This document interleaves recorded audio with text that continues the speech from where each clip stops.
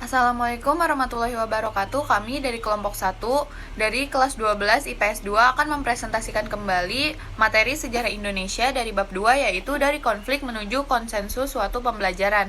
Di sini kami akan membahas materi keempat, yaitu perempuan pejuang. Di kelompok kami anggotanya yaitu saya, Kenya Prima Kaulika, lalu kedua ada Sri Dewi Martianingsih, ketiga Nabila Habibillah, dan keempat Muhammad Mikdad Alfarizi.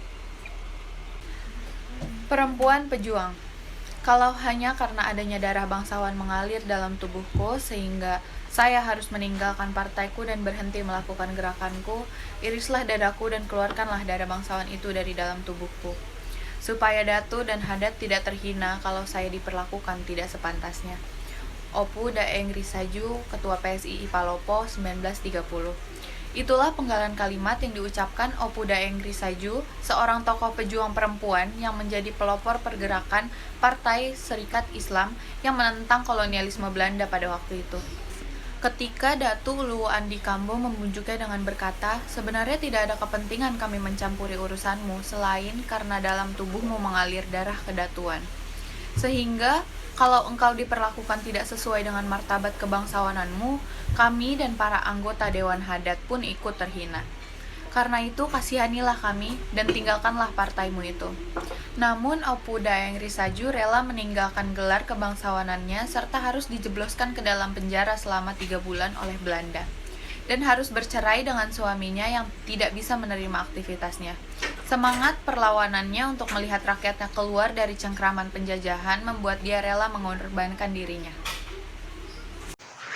Nama kecil Opu Daeng Risaju adalah Pamajah. Ia dilahirkan di Palopo pada tahun 1880 dari hasil perkawinan antara Opu Daeng Mawelu dengan Muhammad Abdullah Tu Barangseng. Nama Opu menunjukkan gelar kebangsawan di Kerajaan Luwu. Dengan demikian, Opu Daeng Risaju merupakan keturunan dekat dari keluarga Kerajaan Luwu. Sejak kecil, Opu Daeng Risaju tidak pernah memasuki pendidikan barat atau sekolah umum. Walaupun ia keluarga bangsawan, boleh dikatakan Opu Daeng Risaju adalah seorang yang buta huruf Latin.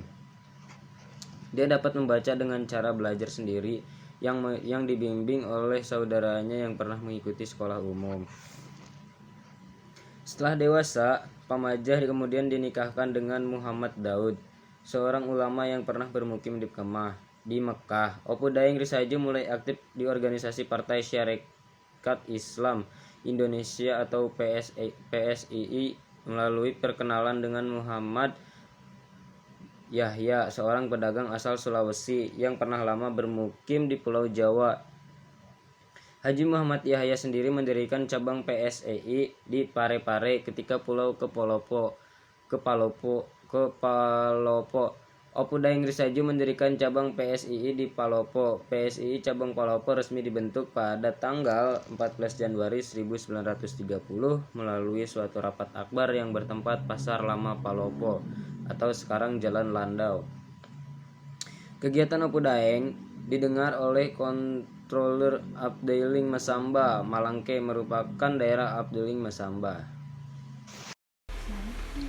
Controller Afdeling Masamba kemudian mendatangi kediaman Opu Daeng Risaju dan menuduh Opu Daeng Risaju melakukan tindakan menghasut rakyat atau menyebarkan kebencian di kalangan rakyat untuk membangkang terhadap pemerintah.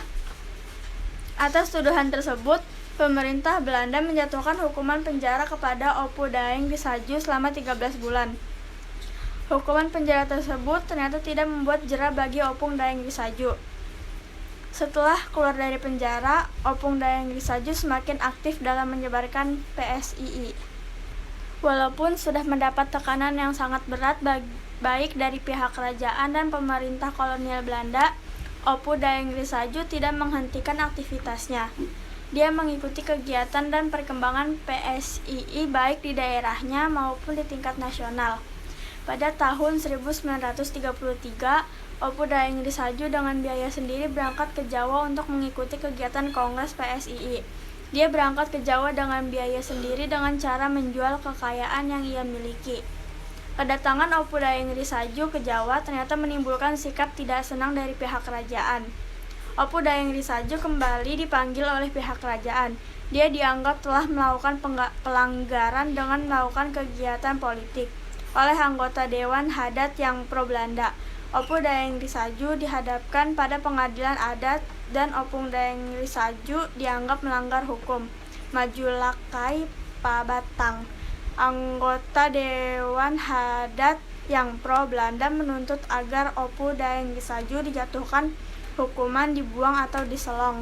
Akan tetapi Opu Balirante yang pernah membela Opu Dayeng Risaju menolak usulan tersebut. Akhirnya Opu Dayeng Risaju dijatuhi hukuman penjara selama 14 bulan pada tahun 1934. Pada masa pendudukan Jepang, Opu Dayeng Risaju tidak banyak melakukan kegiatan di PSII.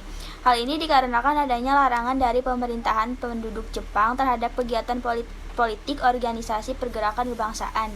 Termasuk di dalam PSII, Opu Dayeng Risaju kembali aktif pada masa revolusi. Pada masa revolusi di Luwu terjadi pemberontakan yang digerakkan oleh pemuda sebagai sikap penolakan terhadap kedatangan NICA di Sulawesi Selatan yang berkeinginan kembali menjajah Indonesia. Ia banyak melakukan mobilisasi terhadap pemuda dan memberikan doktrin perjuangan kepada pemuda. Tindakan Opu Dayeng Risaju ini membuat NICA berupaya untuk menangkapnya.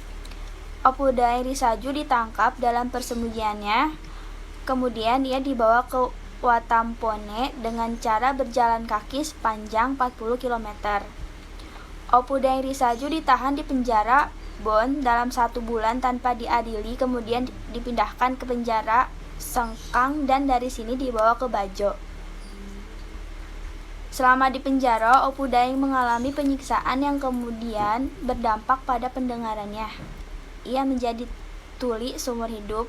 Setelah pengakuan kedaulatan RI tahun 1949, Opu Dayeng Risaju pindah ke Parepare mengikuti anaknya Haji Abdul Qadir Daud yang waktu itu bertugas di Parepare. Sejak tahun 1950, Opu Dayeng Risaju tidak aktif lagi di PSII, ia hanya menjadi sesepuh dari organisasi itu. Pada tanggal 10 Februari 1964, Opu Dayeng Risaju meninggal dunia.